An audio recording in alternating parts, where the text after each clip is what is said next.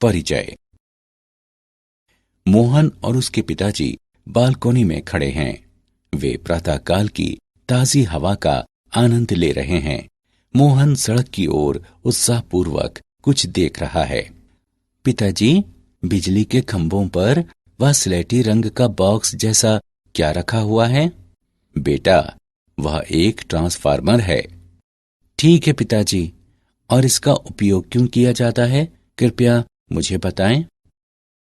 बेटा, इसका उपयोग विद्युत की वोल्टता कम करने के लिए किया जाता है। ऊर्जा केंद्रों पर उत्पादित की जाने वाली विद्युत की वोल्टता कई हजार होती है। ट्रांसफार्मर इस वोल्टता को घरों के लिए 220 वोल्ट तक तथा उद्योगों के लिए 440 वोल्ट तक कम कर देता है। ठीक है पिताजी, और मैं इस बारे में और भी अधिक जानना चाहता हूँ। ट्रांसफार्मरों के बारे में और अधिक जानने के लिए तुम्हें प्रत्यावर्ती धारा के बारे में समझना होगा। तो चलो बच्चों, आज हम प्रत्यावर्ती धारा के विषय में अध्ययन करेंगे। उद्देश्य। इस पाठ के अंत में आप निम्न करने में सक्षम हो जाएंगे।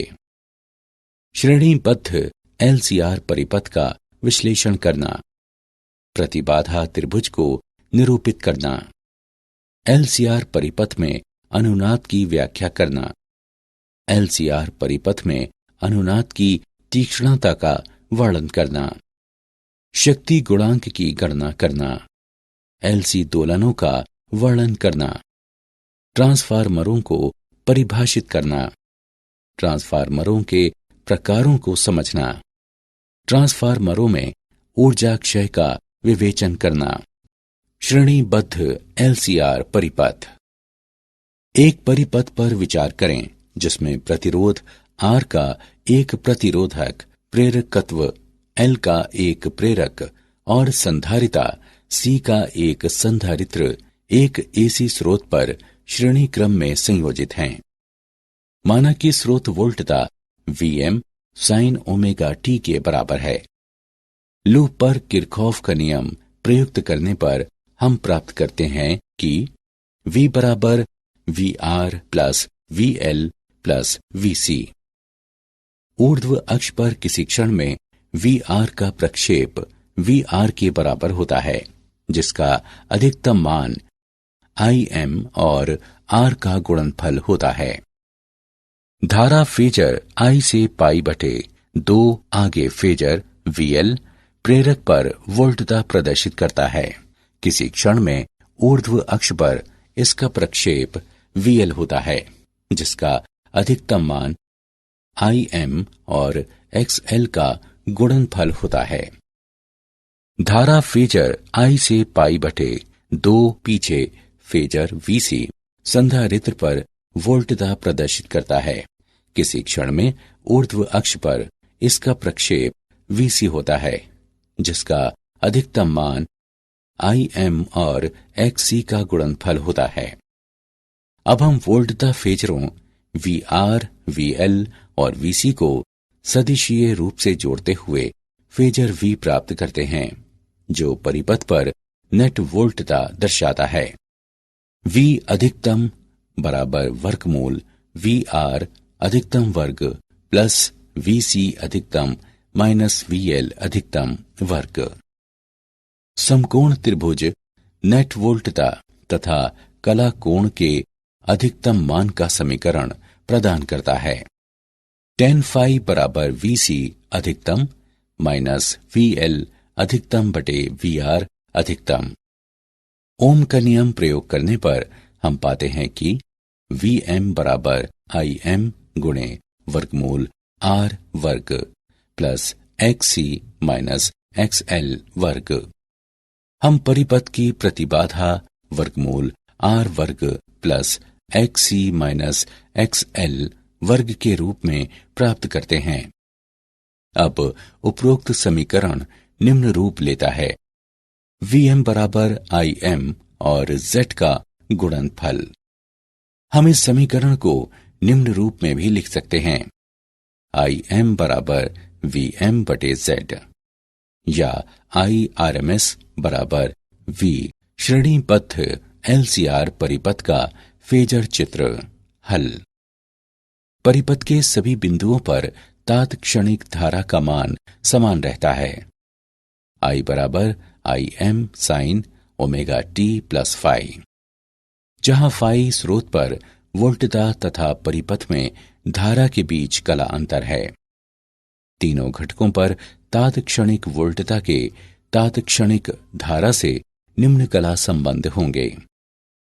प्रतिरोधक VR पर तात्क्षणिक वोल्टता तात्क्षणिक धारा I के साथ कला में है। प्रेरक VL पर तात्क्षणिक वोल्टता धारा I से π/2 आगे है। संधारित्र VC पर तात्क्षणिक वोल्टता धारा I से π/2 पीछे है। प्रतिबाधा त्रिभुज। प्रतिबाधा त्रिभुज का उपयोग प्रतिबाधा की गणना करने के लिए किया जा सकता है। जब प्रतिरोध, प्रेरकत्व तथा संधारिता सभी परिपथ में उपस्थित हों और प्रेरक प्रतिघात तथा धारिता प्रतिघात के बीच का अंतर कुल प्रतिघात हो।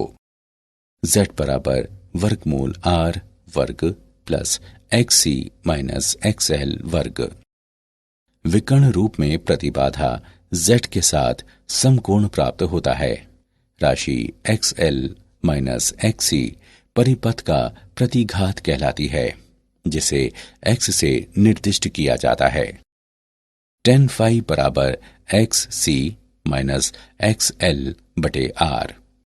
LCR परिपथ में अनुनाद। अनुनाद ऐसे निकायों में घटित होता है जिनमें किसी विशिष्ट आवृत्ति से दोलन करने की प्रवृत्ति होती है। जब इस प्राकृतिक आवृत्ति के एकदम बराबर आवृत्ति वाला एक आवधिक बाह्य बल इस निकाय पर लगाया जाता है। अनुनाद में बाह्य आवधिक बल द्वारा निकाय को दी जाने वाली ऊर्जा अधिकतम संभव दर पर होने पर निकाय में विशाल आयाम वाली दोलन गति होती है। आवृत्ति ओमेगा नॉट जिस पर धारा आयाम अधिकतम हो जाता है, परिपथ की अनुनाद आवृत्ति कहलाती है। ओमेगा नॉट बराबर 1/वर्गमूल LC होता है। अनुनाद में धारा दोलनों का आयाम पूरी तरह से प्रतिरोध R द्वारा निर्धारित किया जाता है। IM अधिकतम बराबर VM/R होता है। LCR परिपथ में अनुनाद में तात्क्षणिक धारा I तथा वोल्टता V कला में होते हैं। मूल्यांकन। आगे बढ़ने से पहले आइए देखें कि आपने कितना सीखा। सही विकल्प को उठाकर उसे संगत स्थान पर रखें। LCR परिपथ में अनुनाद की तीक्ष्णता। वैद्युतिक अनुनाद पर प्रतिरोध का प्रभाव अनुनाद वक्र की तीक्ष्णता को क्षीण करता है। प्रतिरोध जितना ही छोटा होगा, अनुनाद वक्र उतना ही तीक्ष्ण होगा। परिपथ का गुणवत्ता गुणांक Q ओमेगा नॉट L/R होता है या 1/ओमेगा नॉट CR। गुणवत्ता गुणांक का उपयोग अनुनाद शिखरों की तीक्ष्णता को वर्णित करने के लिए किया जाता है। यदि R छोटा या L बड़ा है तो ये इंगित करता है कि अनुनाद अधिक तीक्ष्ण है तथा परिपथ अधिक चयनात्मक है। उदाहरण। आइए LCR परिपथ में अनुनाद का एक उदाहरण देखें। LCR परिपथ की श्रेणी की अनुनाद आवृत्ति और Q गुणांक ज्ञात करें, जहां L बराबर 3 हेनरी, C बराबर 27 माइक्रोफेराड तथा R बराबर 7.4 ओम है। परिपथ की पूर्ण चौड़ाई अधिकतम आधे तक कम करते हुए इसकी तीक्ष्णता गुणांक 2 तक बढ़ाना अपेक्षित है। आइए इसका हल देखें। दिए गए मान हैं L बराबर 3 हेनरी, C बराबर 27 × 10⁻⁻6 फेराड, R बराबर 7.4 ओम। हम जानते हैं कि अनुनाद आवृत्ति 1/वर्गमूल LC होती है। अब मानों को रखते हुए हम अनुनाद आवृत्ति 111 रेडियन प्रति सेकंड प्राप्त करते हैं। Q गुणांक बराबर ओमेगा RL बटे R है। अब मानों को रखते हुए हम Q गुणांक 45 प्राप्त करते हैं। चूंकि Q R के व्युत्क्रमानुपाती है, इसलिए Q को दोगुना करने के लिए R को आधा होना चाहिए। शक्ति गुणांक। हम जानते हैं कि एक LCR श्रेणी क्रम परिपथ पर प्रयुक्त AC वोल्टता V बराबर Vm साइन ओमेगा t परिपथ में Im sine omega t plus phi धारा चालित करती है। परिपथ में विसरित तात्क्षणिक शक्ति है P बराबर VI। एक पूर्ण चक्र पर शक्ति का समय माध्य Vrms गुणे Irms गुणे cos फाई। हम निष्कर्ष निकाल सकते हैं कि परिपथ में आपूर्ति की गई औसत शक्ति न केवल वोल्टता तथा धारा पर निर्भर होती है, बल्कि उनके बीच के कला कोण फाई की कोज्या पर भी निर्भर होती है।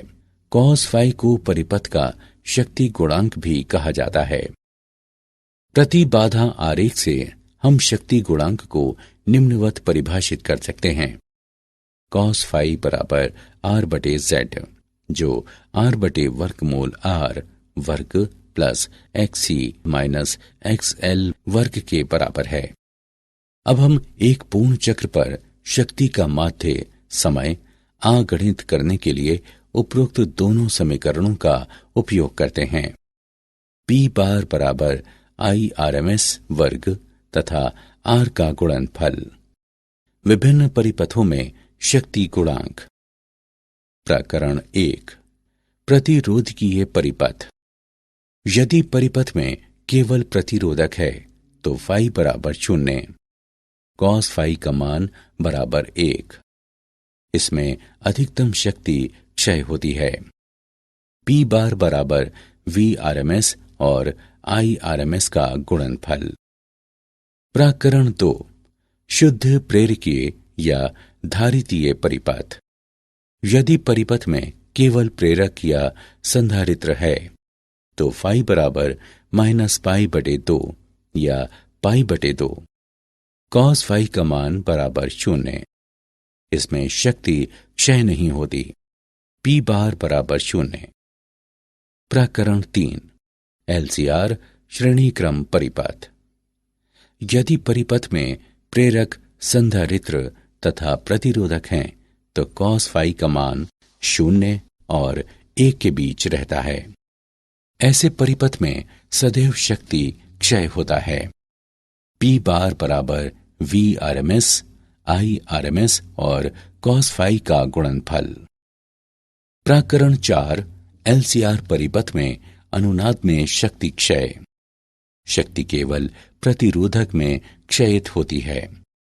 LCR परिपथ में प्रेरक या संधारित्र पर ऊष्मा के रूप में शक्ति क्षयित नहीं होती। LC दोलन।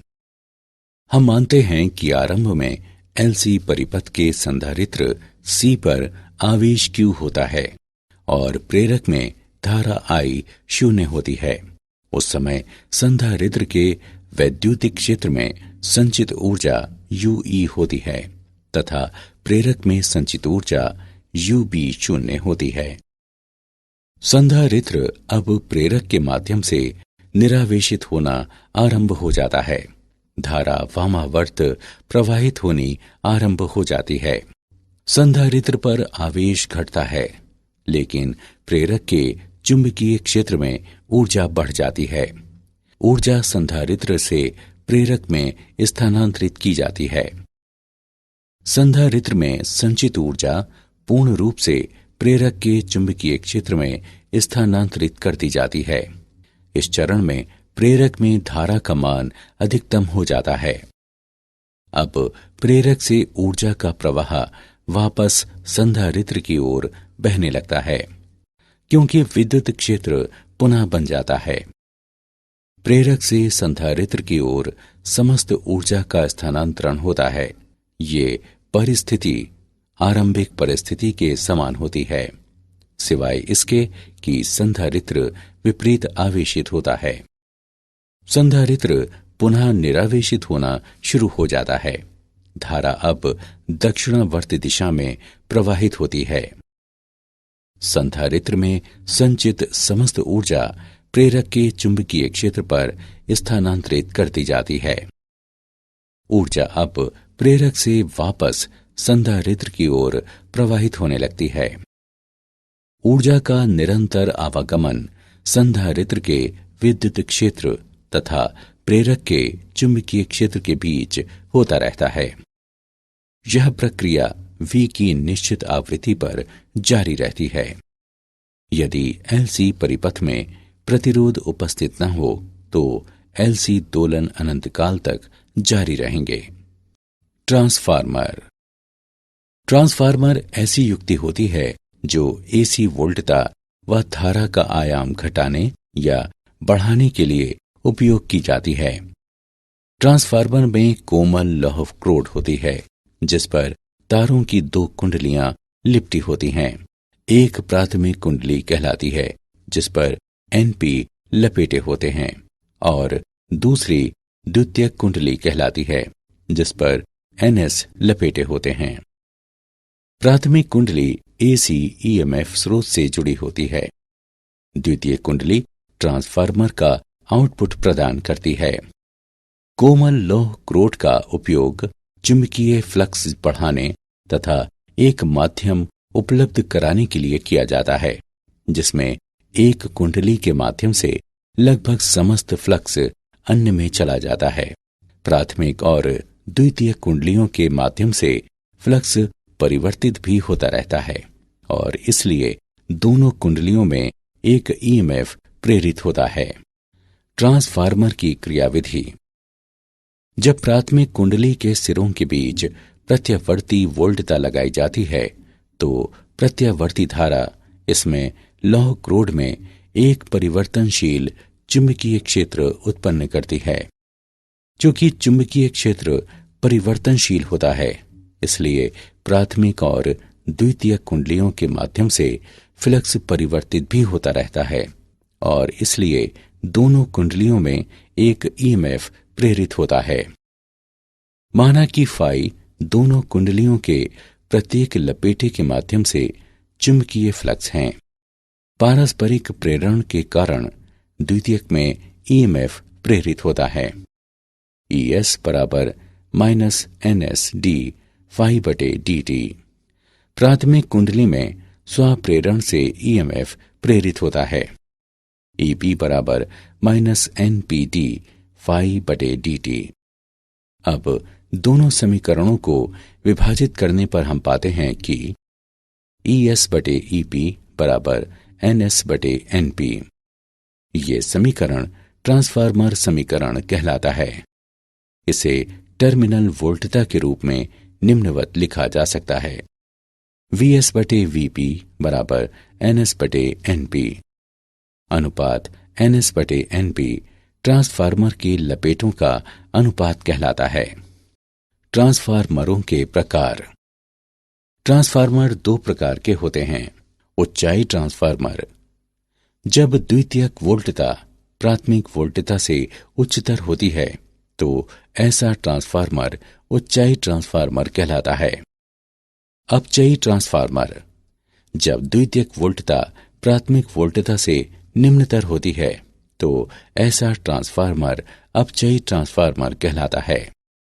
वोल्टता को उच्चायित करने वाला ट्रांसफार्मर साथ ही साथ धारा को अपचयित भी करता है, जबकि वोल्टता को अपचयित करने वाला ट्रांसफार्मर साथ ही साथ धारा को उच्चायित भी करता है। IS बटे IP बराबर VP बटे VS बराबर NP बटे NS। ट्रांसफार्मर के अनुप्रयोग। तारों के माध्यम से विद्युत ऊर्जा का लंबी दूरियों तक संप्रेषण करने से पहले वोल्टता बढ़ाने के लिए इसका उपयोग किया जाता है। ये विद्युत आपूर्ति उद्योग के आधार हैं जिनके कारण मांग क्षेत्रों से सुदूर स्थित क्षेत्रों में विद्युत उत्पादन संभव हो पाता है। निम्न वोल्टता परिपथों वाले विद्युत उत्पादों के अनुसार उपयुक्त स्तर तक आपूर्ति वोल्टता को कम करने के लिए इनमें ट्रांसफार्मरों का काफी उपयोग किया जाता है।